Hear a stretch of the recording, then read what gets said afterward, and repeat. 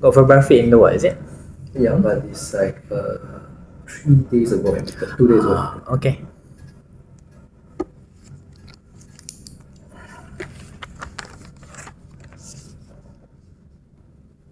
Okay, so this 2 years, 4 months old boy lah, and born term by SVD and underlying speech delay lah. So during the admission was on 16th of November. It's a day 4 of illness that time. So presented with 4 days of fever, and the temperature measured at home is ranging from 37.6 to 38.1, and there's an intermittent fever lah, despite of a regular PCM given. And there's a cough for 2 days. It's a dry cough, no post-tussive vomiting, and there's no prolonged bouts of cough. And 1 day also running nose lah. And other than that, so presented with 1 episode of fitting. So this fitting episode occurs at the day of admission.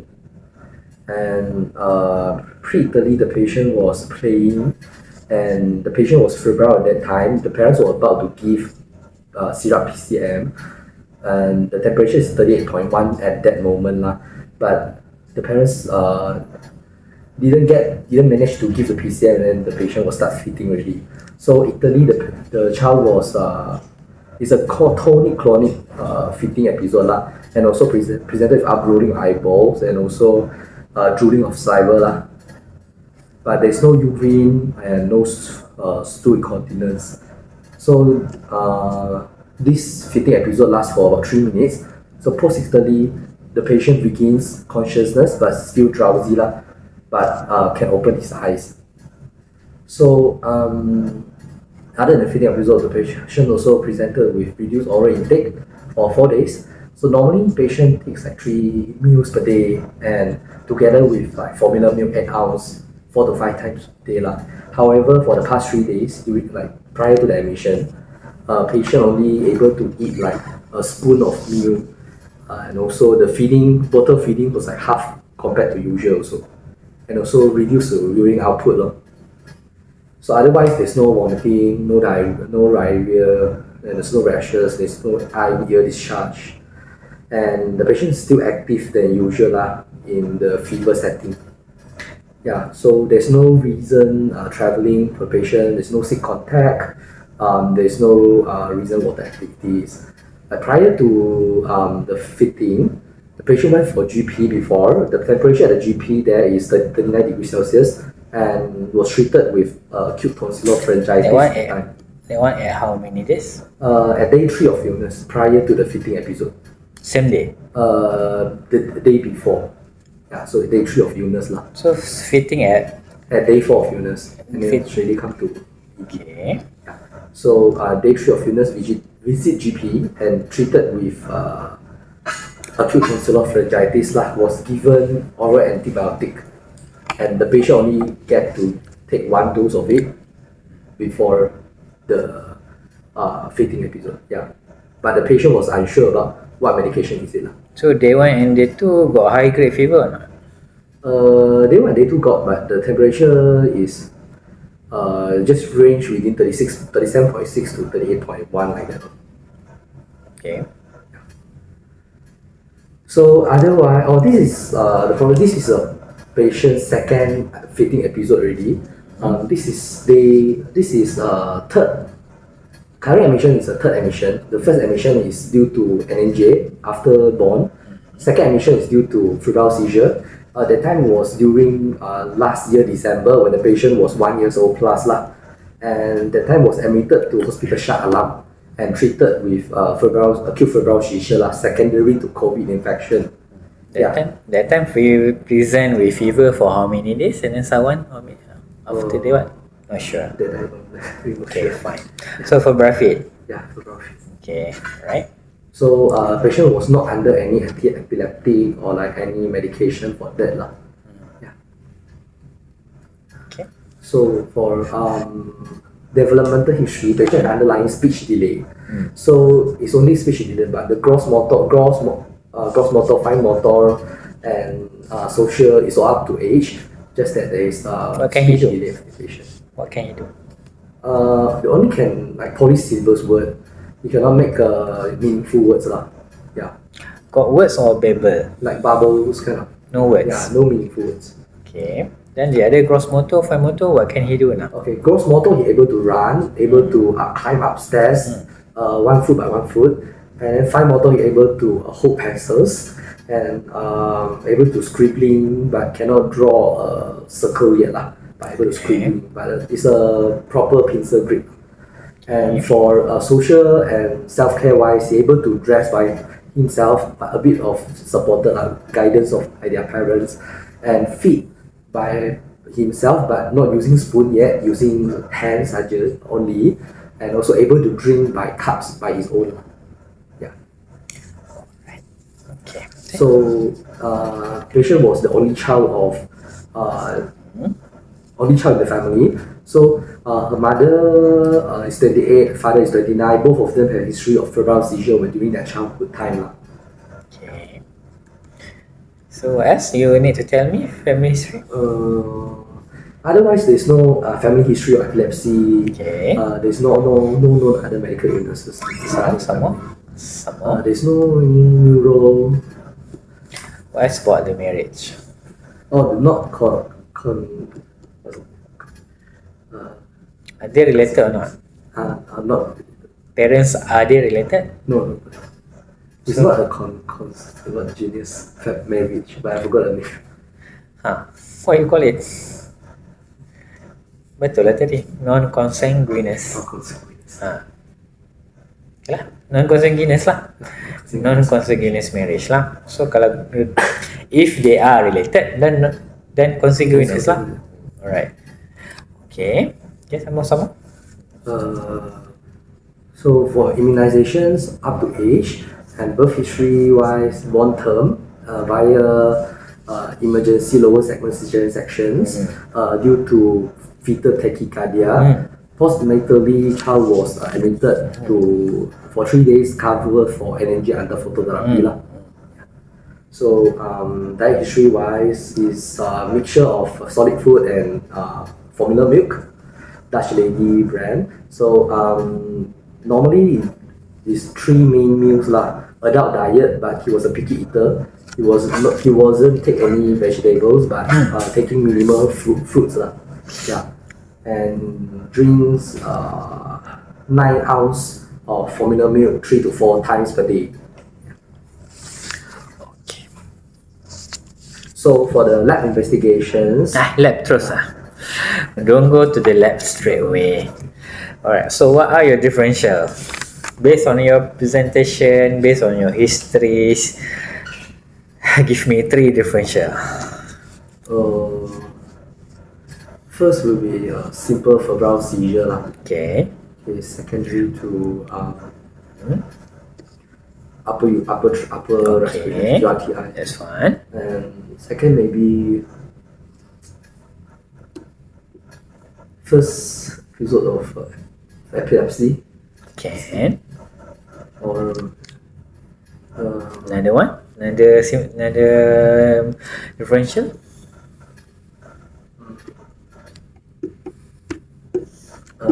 meningitis. Yes. So what are the supporting features for your simple febrile fit? Okay, so simple febrile fit first is the duration of the seizure lah, because it's fulfill the criteria for a simple febrile fit lah. Duration less than 5 minutes, and then it was a febrile episode at that moment, and then there's no more than 1 episode in that febrile station, only like 1 febrile fitting episode. And also there is a risk of getting febrile seizure also, because there's prior experience of febrile seizure and also strong family history of febrile seizure in the family also. Okay. What are the points against febrile fit? Points against. Yeah, 1 point against it. Think about how patient present. How many days of fever?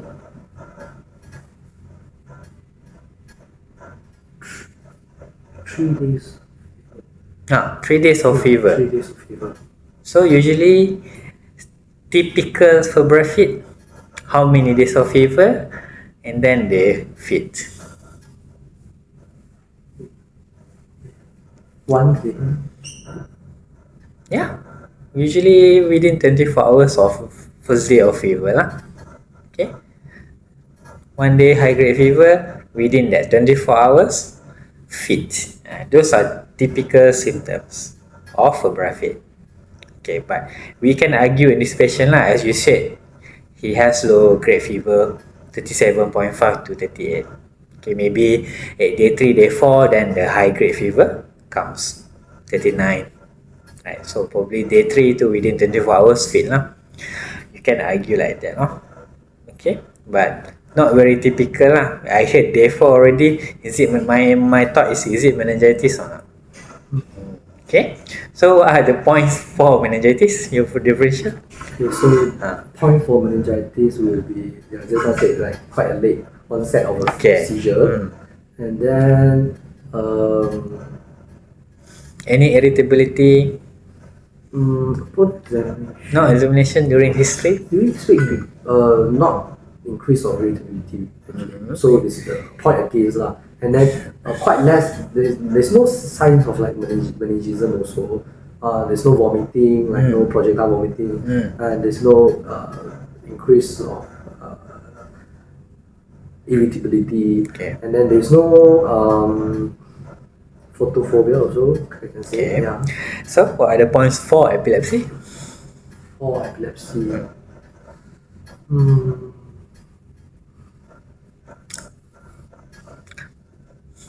What did you mention just now in one of your history? I'm not going to tell, but you have to find it.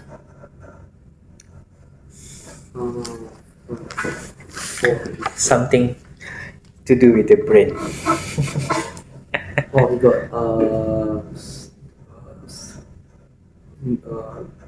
speech delay. Yes. So maybe he got underlying neural problem. Yes. Those are points for epilepsy lah. Is it truly speech delay? To me, like, could be 2 domains also affected. For me lah, I think. Run okay, cross motor maybe okay, but the fine motor tak pandai scribble, tak pandai circle lagi. Or straight line. Not sure. Okay, it's still possible lah, 2 domain affected.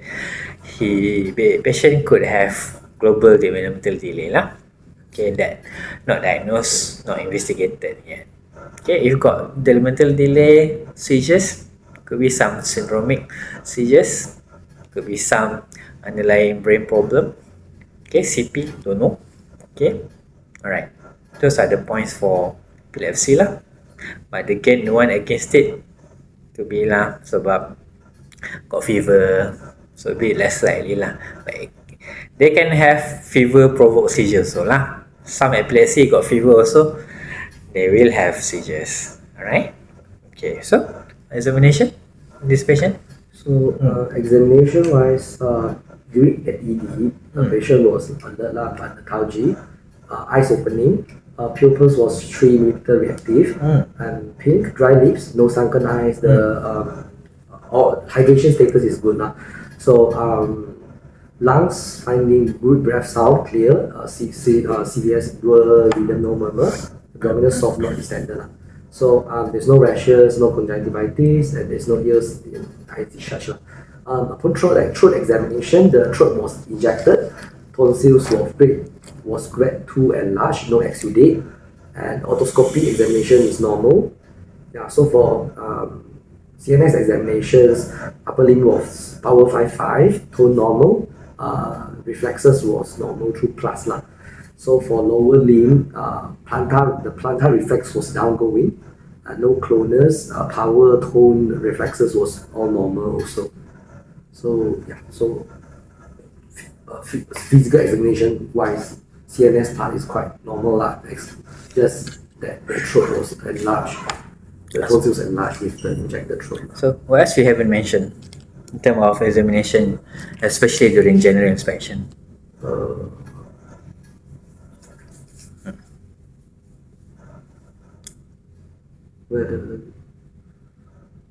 Got dysmorphism or not? Patient dysmorphic or not? No dysmorphic lah. Okay. That one you can tell lah. Patient got dysmorphism, more likely lah patient have some epilepsy or syndromes lah. Okay, and then if then the family history just now also there's no consanguinity lah, so a bit less likely already. If patient got delay, got some consanguinity, more likely some sort of genetic problem or neurogenetic problem. Okay, alright. So meningitis from your examination rule out or not?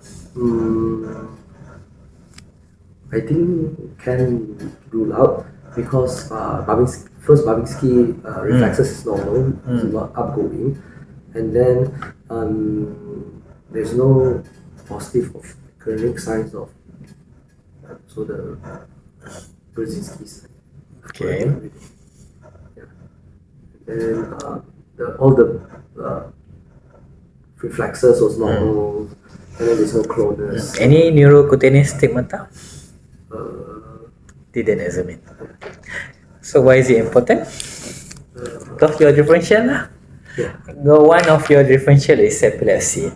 So you have to basically look for. That's why when you clock patient, even though patient have history of simple febrile fit before, you don't know, the first diagnosis could be wrong for all that we know lah.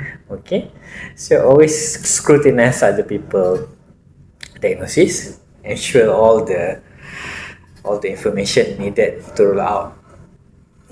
Basically what we do during the round is get the information just to see whether is it truly what they say or not.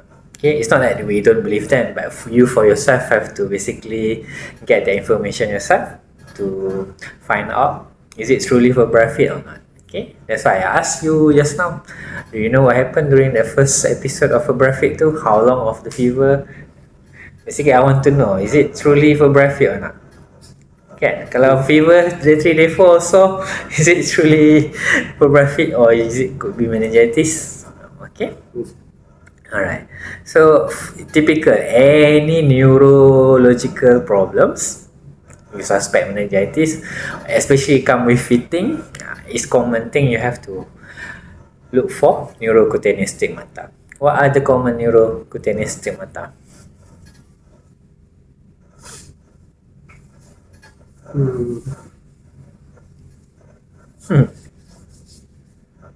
What is it? Can't remember. Okay, I give you clue. Neurofibromatosis, they have what?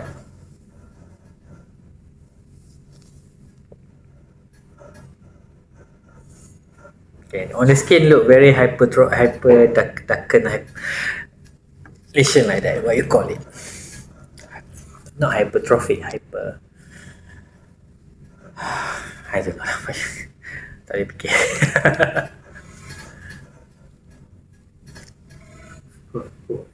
Cannot. Thought block already. Okay. Cafe au lait. Cafe au lait. Have you heard of cafe au lait before? Yeah. Cafe au lait spot. Quite common lah.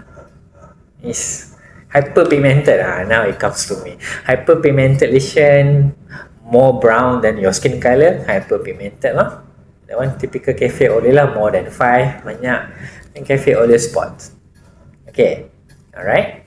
Cafe au lait, yeah, in NF, some people will have 1 or 2 cafe au lait, even though they are normal. Okay, alright. The other features, kalau patient ada tuberous sclerosis, what are the neurocutaneous stigmata? Sounds susah already. Yeah, hypopigmented lesion lah. What you call it in tuberous sclerosis? Don't know. Okay, too high already. Ashleaf, never heard. Ashleaf macule. Chagrin patches, never heard. Okay lah, then now you know lah. Neurocutaneous stigmata, skin changes that related to nerve, neuro problem. Okay, neurofibromatosis, they can have all this nerve problem, they can have epilepsy, cafe au lait, and then all this ni lah, neurofibroma. Okay, tuberous sclerosis, Ashleaf macule, Chagrin patches. Okay, those are basically we are expected you to look for lah when you examine patient that come with neuro problem, especially fitting. Alright. Okay, Fine. So, in the end, your final diagnosis, provisional diagnosis based on your history and examination. I would say still it's a simple febrile seizure. Yeah. Okay. Because normally, if the patient was not really irritable, then we won't really think of meningitis, and we won't do really the lumbar puncture to really check of the meningitis. Okay. We will put in simple febrile seizure first. So, investigation. Investigation wise would be I will do a white blood baseline kind of thing first. For example, FBC, RP, RFT, and together with like CRP and some blood culture maybe. And so in this patient, white blood cell is not raised. It's all the blood test is normal, as just that the CRP is raised 12, and white cell is 10.4 lah, neutrophil predominant, but it's still within the baseline. Good. Yeah. Platelet. Platelet is 229, and electrolyte all is normal. Okay. So Electrolytes. then sodium is 173, 137, potassium is 4, urea is 3.5, creatinine is 25. Calcium, magnesium, phosphate. Calcium is 2.51, magnesium 0.87, phosphate is 1.44. Yeah, don't worry about phosphate lah. Yeah. So out of those three, magnesium, calcium, phosphate, which one kalau low don't cause seizures? What we call seizure, potassium. Potassium won't cause anything lah. It will cause heart problem per se lah. Right. Okay, but hypophosphatemia also won't cause neuro problem lah. But hypocalcemia, hypomagnesemia, hyponatremia can cause seizures lah. Okay. Alright. So, what are the investigation you want to do? What are the DSTs when patient arrive? Sorry? What are the sugars?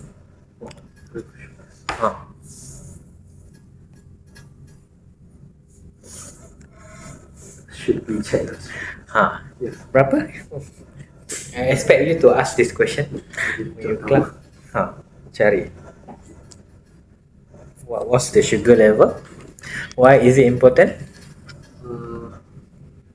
Because hypoglycemia will cause seizure also.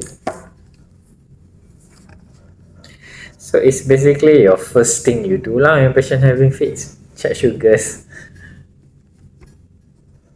So I expected you to go and find the ST level or sugar level in emergencies. Of course in the ward you don't check anymore. But as one who clerk the patient, you have to see got hypoglycemia or not. Okay. Most likely normal lah. Fine. Okay.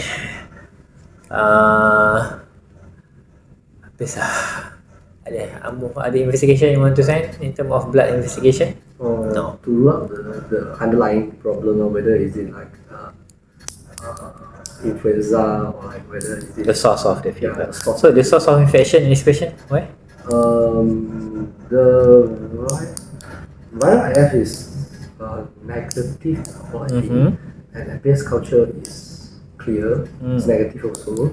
But the source of infection from examination?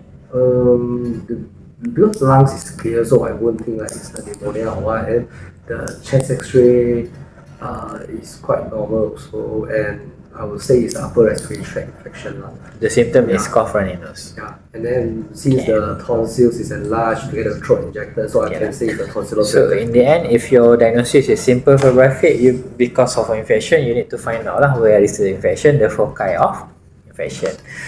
If you don't find it, probably viral fever. You can see the throat injected, then you can pinpoint that's the focus of infection lah. Okay, it can be pneumonia, it can be anything lah. Alright. Okay, so how do you want to manage febrile simple febrile fit? Simple febrile fit, basically we manage it symptomatically, treat the underlying issue first, and then for the seizure part, we will monitor to see whether is there any second episode of seizure in that current febrile episode. If yes, then maybe the diagnosis change to complex febrile seizure already. And then if not, then maybe it's just fitting education to the patient, parents, and also basically symptomatic. So how you want to counsel parent So- for graphic education? So in this situation, we'll counsel the parents about the possibility of the next febrile episode. Since the parents already, this patient already has previous episode experience already, so we're going to check with the parents' knowledge first, whether they know what to do in the next febrile fitting episode. So basically, I'll enhance the knowledge to parents lah. So basically, it's try to stay calm during every fitting episode and try to note down the time of each fitting episode, and if possible, then we can take a recording of that fitting episode, and also turn the patient laterally and not put and enhance not to put anything inside the patient mouth lah, because some of parents might think they need to put some cloth inside to prevent they bite their mouth, but need to educate the parents not to worry about this lah, because the tongue will automatically drop down during the fifth episode, so no need to worry about this kind of thing. And then put in lateral position, and I think that's all. And then send to hospital as soon as possible lah. How long they have to send? When they have to go? Immediately. Immediately. Okay. If patient pending lah. But if duration more than how long, the seizure will not likely to stop. If more than 5 minutes, then need to give sub-diazepam if got. Okay. If they have fever during that febrile episode too, what you can tell them? Why you need? It's already second time kan? So what are the things you must basically ask them to prepare for the future possible seizures? What medication you have to prepare at home? Standby at home. Sub-PCM. Yeah, sub-PCM. So the fit education not just during the fit itself. Fit education also important before the seizures happen lah. Prevention per se of seizures. So how do we so-called prevent the seizures? Is control the fever lah. So that one also important. So you must basically tell them before the fitting happen, if you notice child looks probably off than usual, like going to have fever soon, then they need to basically at home they must have monitor the temperature. They have thermometer satu. Then another thing, they have to prepare the medication lah. PCM, sub-PCM, oral PCM is all available anywhere lah. You have to buy, no need prescription. Sub also no need prescription, can buy from the pharmacist lah. Can prepare according to the weight lah. Prepare. If sub-PCM can stand by at home. Then the thermometer, any brand is fine lah. Okay, if you see check the thermometer got temperature 37.5, 38, ask them to start giving the PCM and do sponging lah. So why we ask them to do it? It's because it's to control the fever, because they will fit if the fever spikes. Most of the time the fever spike from 37 to high grade 39, 40s in a short space of time. If you let them gradually increase, then probably less likely to fit compare than spike within half an hour, and that can trigger all these seizures lah. Okay, for profit.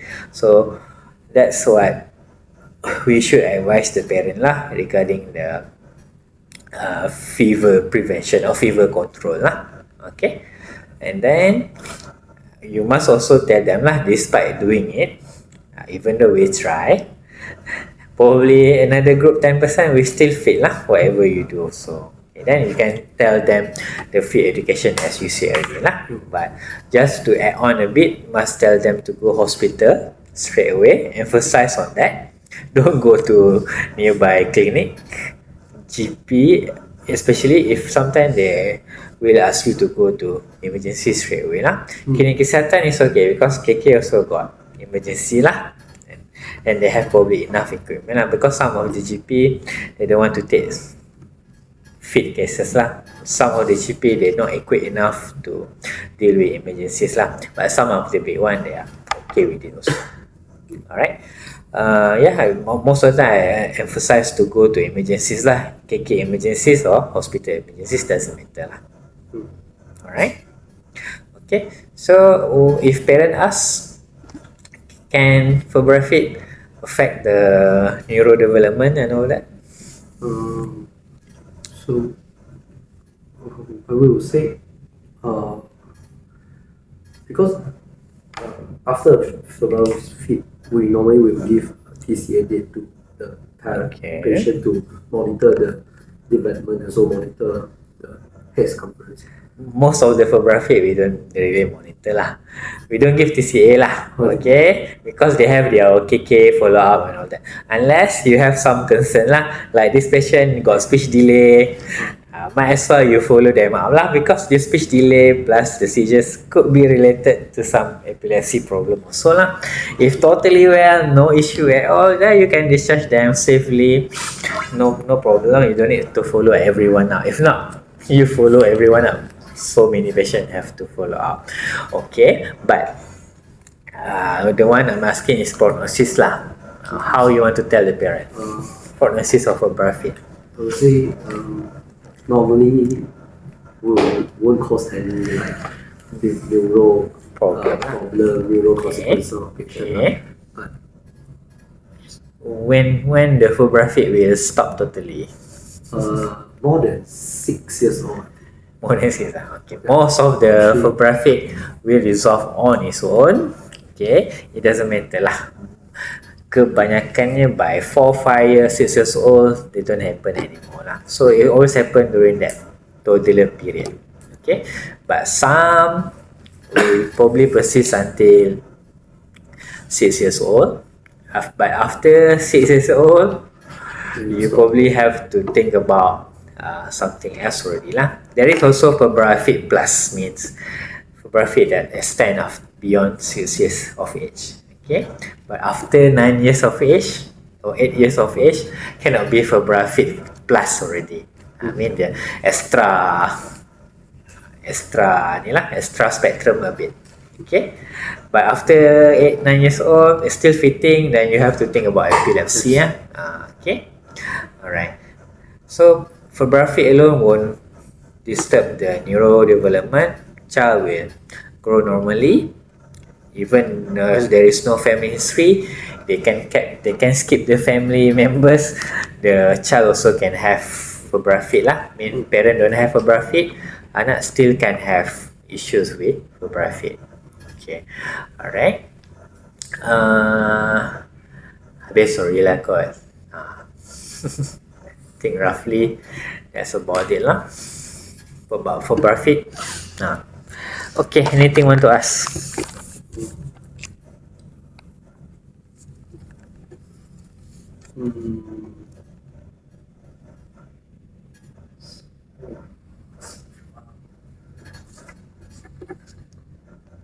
But some of those yang complex febrile fit, recurrent febrile fit 3 to 4 times episode, then you may want to prescribe them with subdiazepam at home lah.